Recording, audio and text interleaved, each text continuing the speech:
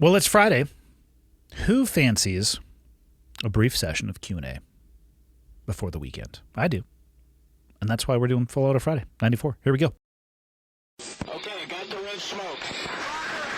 Gun run, north or south, west of the smoke, west of the smoke. Okay, copy, west of the smoke. I'm looking at danger close now. Come on with it, baby, give it to me, I need it. Get cleared hot. Copy, cleared hot. All right, question number one. For context, around this time last year, I was accepted into the NSW Warrior Challenge program. That's Naval Special Warfare. Via the DEP program, Delayed Entry Program, which is a program, at least when I used it when I was joining the military, it basically gives you time from when you sign your enlistment paperwork until you depart for the beginning of your military service. And I believe it can be up to 12 months long. So this individual was accepted into the Naval Special Warrior Challenge Program via the Delayed Entry Program. Welcome to the military and the foreign language that it absolutely is, with the hopes of being a SEAL. Set to ship in August of this year. So it had bought him 6 or 7 months. Unfortunately, I have since lost that opportunity due to nothing but my own past actions. When enlisting, I did not disclose a prior arrest. Arrested at a music festival at 19 for possession of MDMA. The case was expunged and sealed, and per discussions with my lawyer, I did not think this needed to be disclosed, as I was never convicted.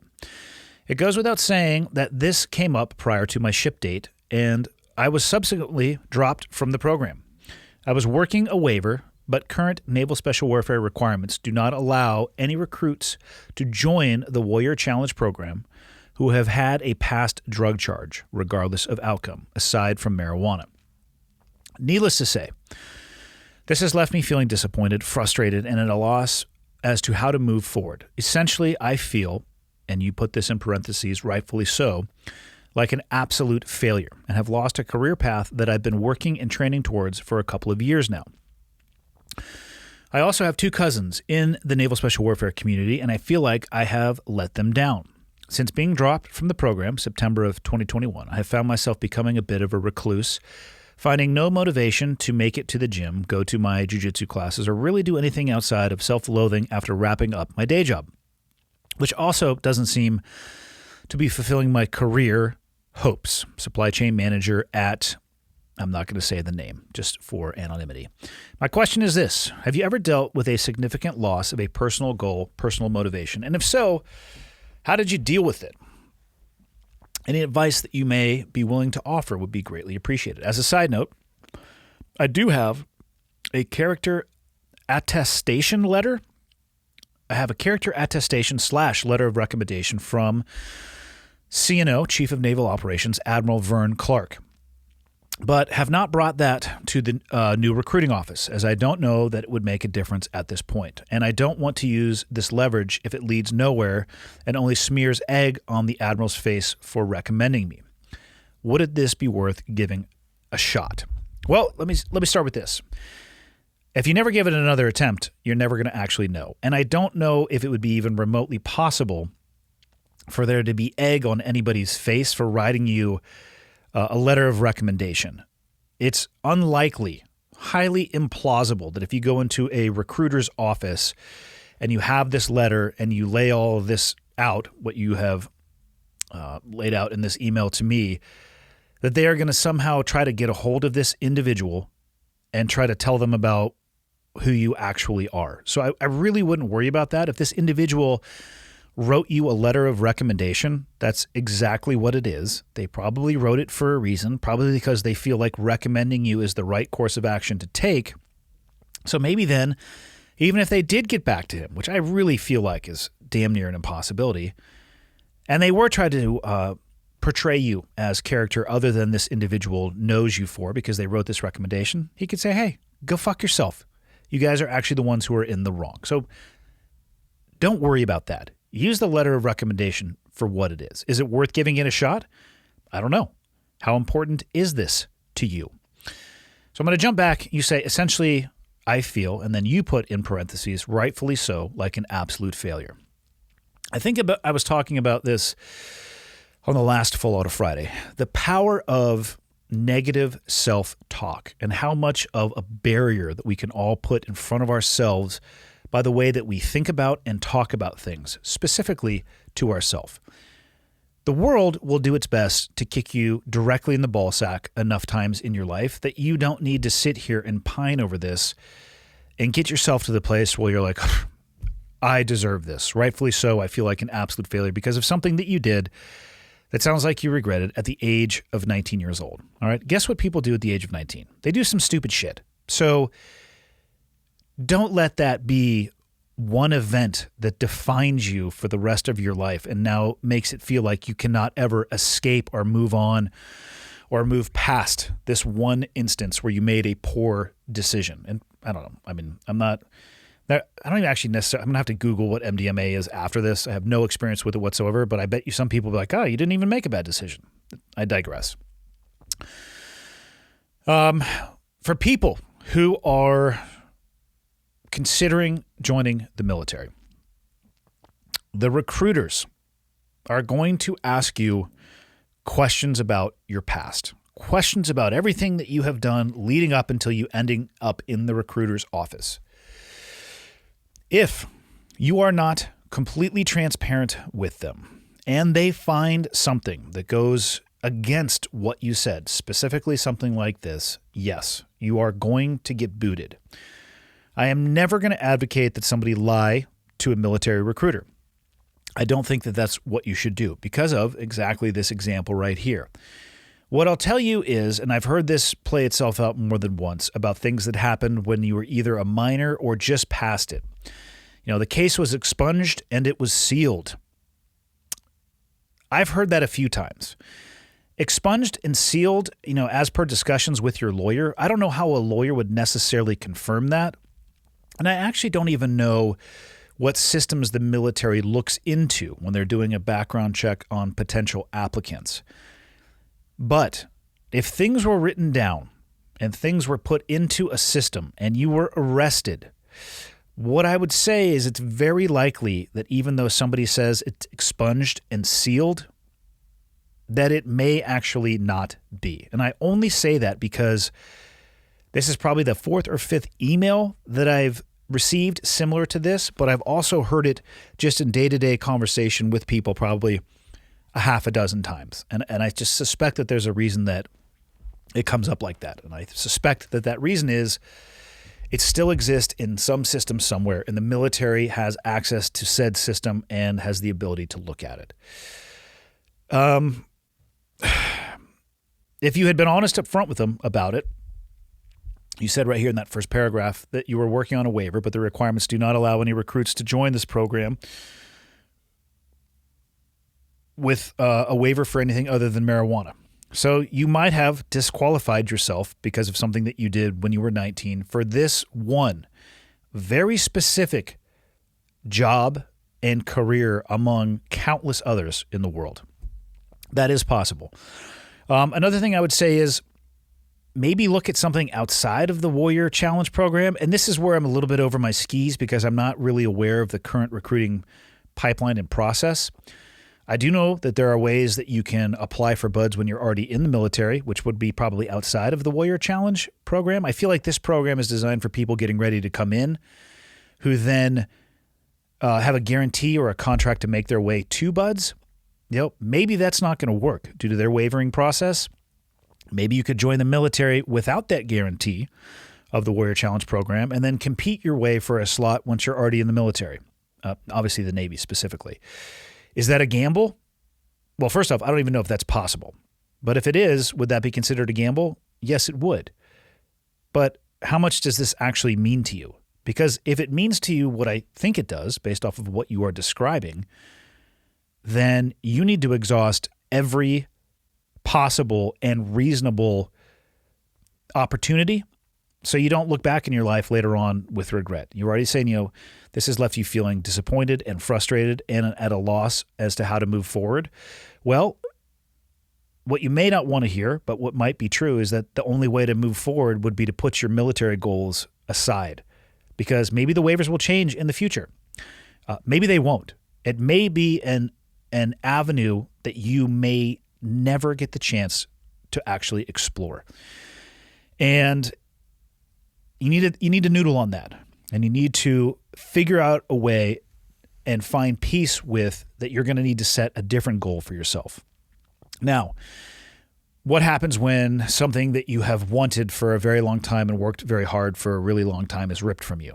You feel disappointed, you feel frustrated, and your motivation likely goes down. You become a bit of a recluse, found no motivation to make it to the gym or go to your jiu-jitsu classes or really do anything outside of self-loathing. Like, I get that.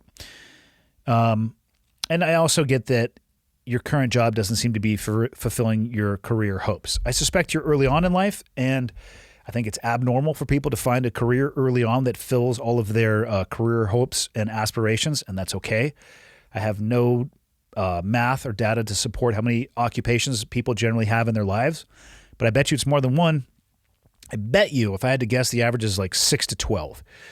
So don't be too hung up at the current job you have right now because it's not fulfilling all of your goals. And to get directly to your question, have you ever dealt with a significant loss of a personal goal or personal motivation? And if so, how did you deal with it? I have. I'm trying to think of a concrete example of things that have changed for me in my life. And as far as personal motivation, that's where I'll attack this one from. The lowest point of motivation that I've ever had in my life was my divorce. Specifically, I'd say probably the middle of the process. I'm not even going to get into the details, but I'll tell you that the process approached 24 months, and one of the hardest things for me was the reduction of everything that I've ever done in my life down to a spreadsheet that had ones and zeros that were then distributed equally or unequally, depends on which side of the equation that you were on or how you view it, between two people. And in my lowest moments in the divorce process, I would have used a lot of the same words that you used: disappointed, frustrated, at a loss as to how to move forward. I would have described myself as destroyed, broken. Motivation wasn't even a word that I could even think about. God, it's hard to describe actually the mental state that I was in. An inability to feel both happiness or sorrow, like just a muted emotional response. I would wake up exhausted after a full night's sleep. I would go to bed tired and wake up even more tired. Very unhealthy thoughts, negative feedback cycle. It was fucking gnarly. So yeah, I have experienced low moments of personal motivation. How did I deal with it? The first thing that helped me get through it was the realization that the place that I was in was very, very unhealthy. And absent me taking action, nothing was going to change that. There was nothing that anybody could have done to give me something, or it was all on me is what I'm trying to say. Like, there's no way that somebody was going to coax me out of the place that I was at. I was going to dig myself, or I had to dig myself. Actually, before I could even get a shovel, I had to start clawing because the momentum for me, it was so heavy going in the other direction. So the first thing I had to do was like stabilize it and then start clawing my way out of where I was. Now for myself, and this is not true of everybody, but I think it's true of a lot of people, if I am not able to be physically active, my mental health absolutely suffers. It sounds to me like you are working very hard at both training and jiu-jitsu or going to the gym, combination of all of that prior to this happening, and you've now stopped doing that. So I suspect you might fall into the category of people that I do, where my physical activity is directly tied to my mental health. You have to prioritize your mental health. You need to identify and pick, even if it's just one thing a day, that you know is going to be beneficial for you. And I'm going to tell you right now, you may not feel like doing it. It may feel like the last thing on earth that you would ever want to do. But since you're already going to the gym or going to jiu-jitsu classes, I'll give you those two choices as a recommendation because you brought them up. Pick one of those two, both if you can, and force yourself to go. It will give you a clearer mind if you can exhaust your body and find yourself in a place where you're not worrying about the situation that you're dealing with. You're just worrying about the moment that you are in, whether it's the set you're doing at the gym or the individual that you just slapped and bumped with at jiu-jitsu, and you now are going to focus on that role. Myself personally, I knew that I needed to stay active. So for me, I prioritized going to the gym every day and participating in the jiu-jitsu classes that I had started doing before the divorce. It has had a very profound impact on my life, and it's a very anchoring experience to me, both physically and mentally, probably because the physical aspect and the mental aspect, the mental improvements that I get from that. So even if I didn't want to go, even if in that moment I didn't give a shit about it, I would force myself to go at least 3 to 5 times per week. As I started to realize that positive benefit and I was clawing my way out of it, I would absolutely prioritize those 2 hours per day. And if I wasn't going to do fuck all else for the rest of the day, I guaranteed that I was going to do those 2 hours because I was a better person at the end of that. I could think more clearly. I could think more objectively. And I was making sure that I was healthy, because if your body goes on you, I'm telling you right now, your mind is going to follow, and all you're going to do is funnel in on yourself about what it is that you're dealing with. So that is how I personally dealt with low motivation. I allowed the pendulum to swing in the wrong direction, and it kind of crushed me for a while. And it took a while to first stabilize that and then build it in the other direction. And as I started feeling better about myself, I started feeling better about the experience that I was going through. As you start feeling better about yourself, I hope that you will start feeling better about the situation that you are dealing with. The loss of one option does not mean that you have lost all others. As a matter of fact, it may actually reorient you and point you in a direction that you never experienced or expected, and provide you with more opportunity and options than you ever deemed imaginable.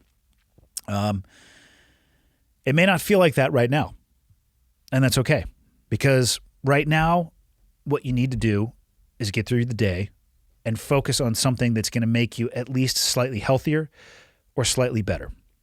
And that's the best advice that I can give you. Prioritize yourself, prioritize your mental health via whatever tool that you need to use, and don't give up on that. Because if you do, you can find yourself slipping into these really, really dangerous places. And all the people around you, I guarantee, care about you. There's not going to be a damn thing that they can do, because at the end of the day, you have to do it for yourself. Question 2. I'm reaching out because I need some advice on how to help a friend that I think has completely lost his way.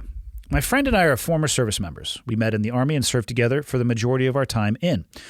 Since we both got out and moved back to Tejas, our directions in life have been drastically different.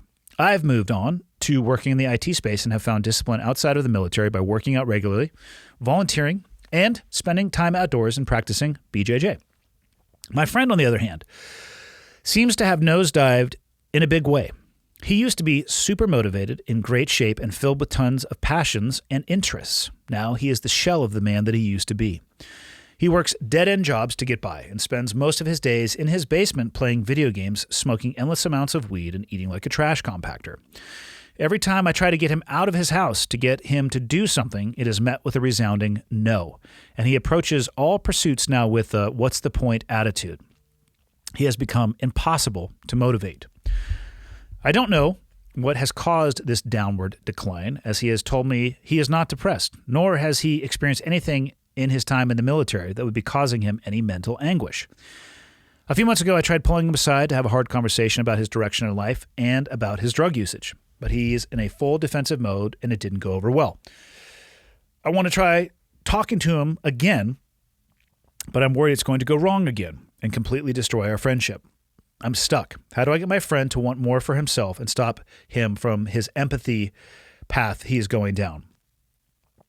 Or maybe we just have different views on happiness and success. Well, it's possible that you have very different views on happiness and success, but what I can tell you from my own personal experience is like long-term happiness, health, and success doesn't have a whole lot to do with hanging out in your basement playing video games, eating like a trash compactor, and turning into a fat bastard. I don't know that many people that are health compromised or challenged because of those things that are really happy about where they are in life. As a matter of fact, they're often miserable about where they are in life. And then they often give up because they feel like they're at a place where they can no longer even make a difference. So fuck it, here we go. Is it possible that your conversation could go wrong again? Yes, it absolutely is. Is it possible you could destroy your friendship? Yes, it is. What I will caution you on is wanting more for somebody than they want for themselves.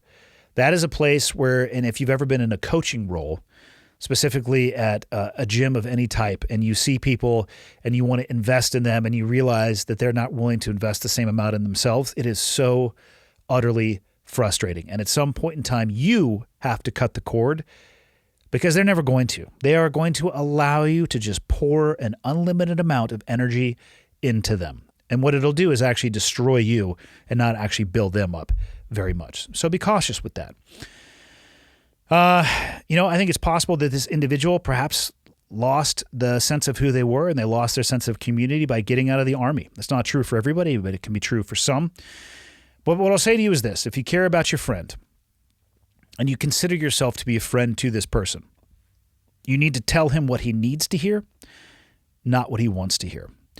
And you need to keep chipping away at it, and you need to keep trying different approaches until he literally grabs you by the collar and says, leave me the fuck alone. And if it ever gets to that point, probably try one more time and then consider that he's actually serious, and you're going to have to, or may have to, cut this individual out of your life and move on. But exhaust every option first.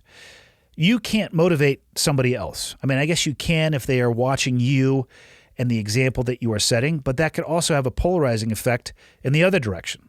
And they could get to a place where like, well, I'm never going to be able to achieve that, so I'm not even going to start. It can be greatly inspirational for some, and it actually can inspire others to not do a damn thing and to avoid those things. But I would continue doing what you're doing. Go talk to him, try to get him to go out for a walk. Have him meet you out somewhere for dinner.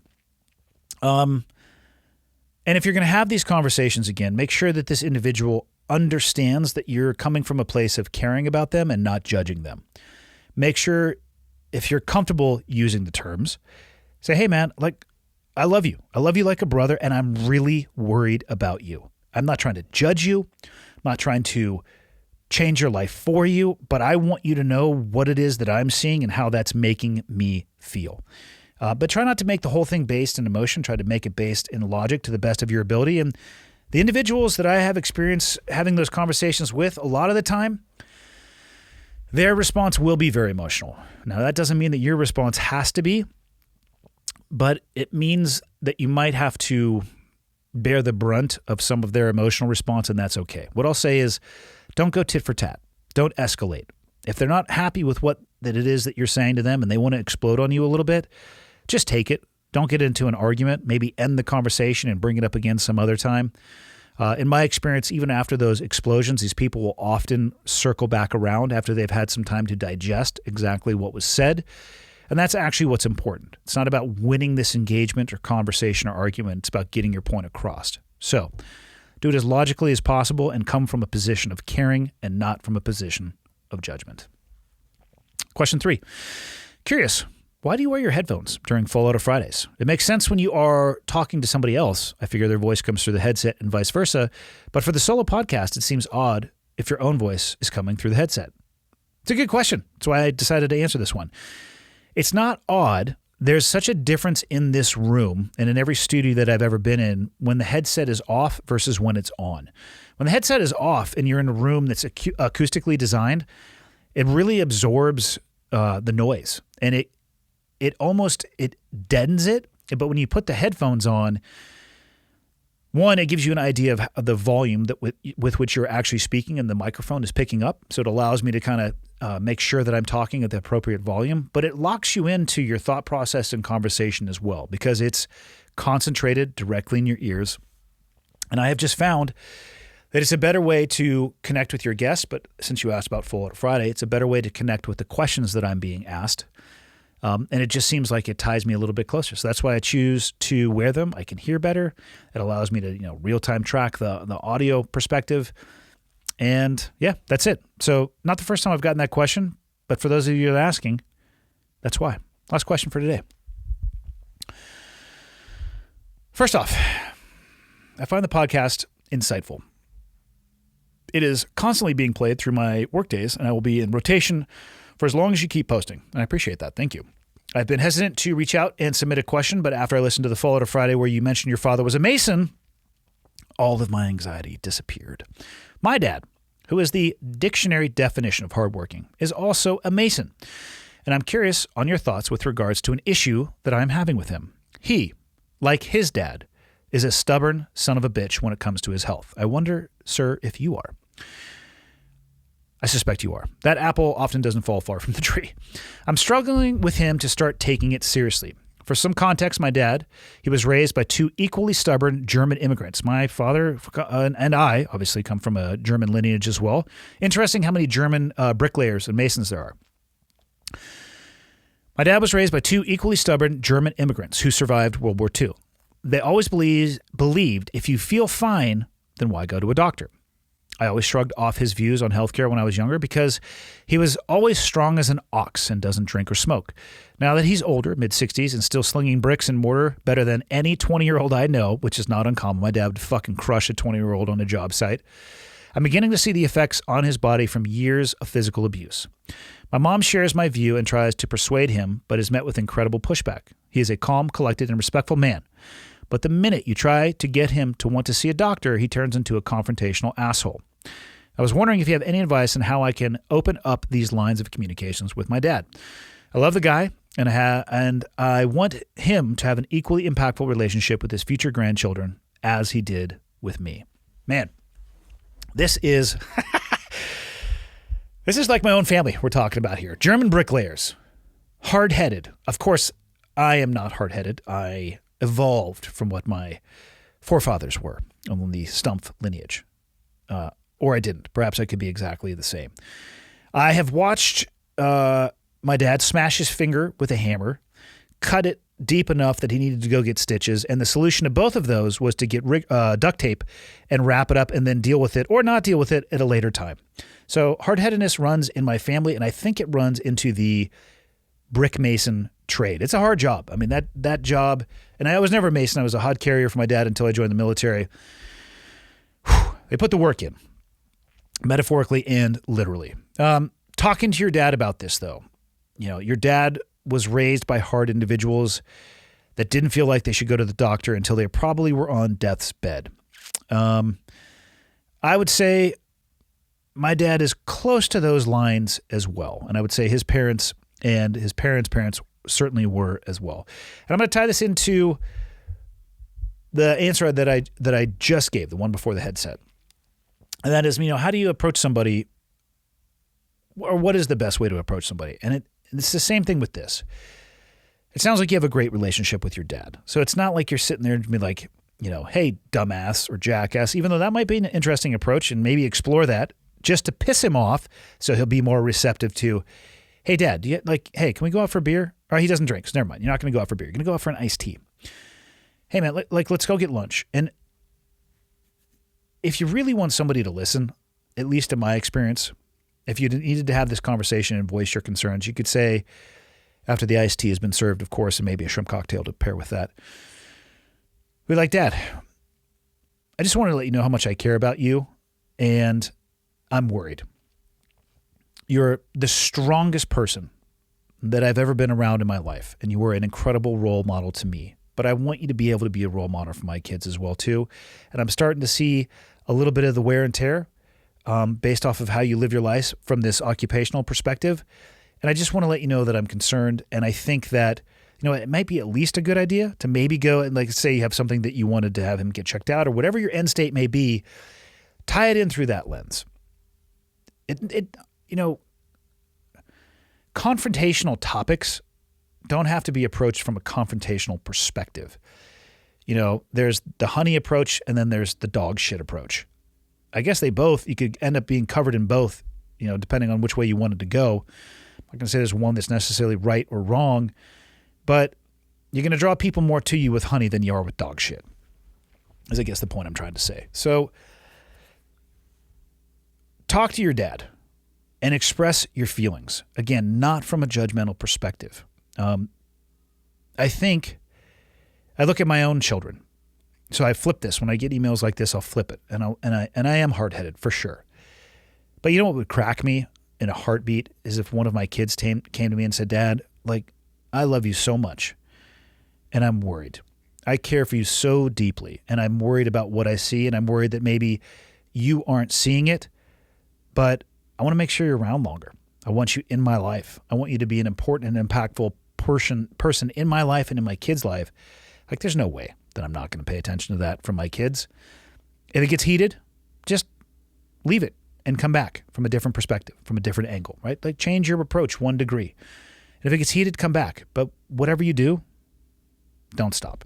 That's my advice. Find a way to get your point across and make sure that this man, who's been a great influence on your life, is around so you can do the same thing for your grandkids. And that's all I got for this Friday.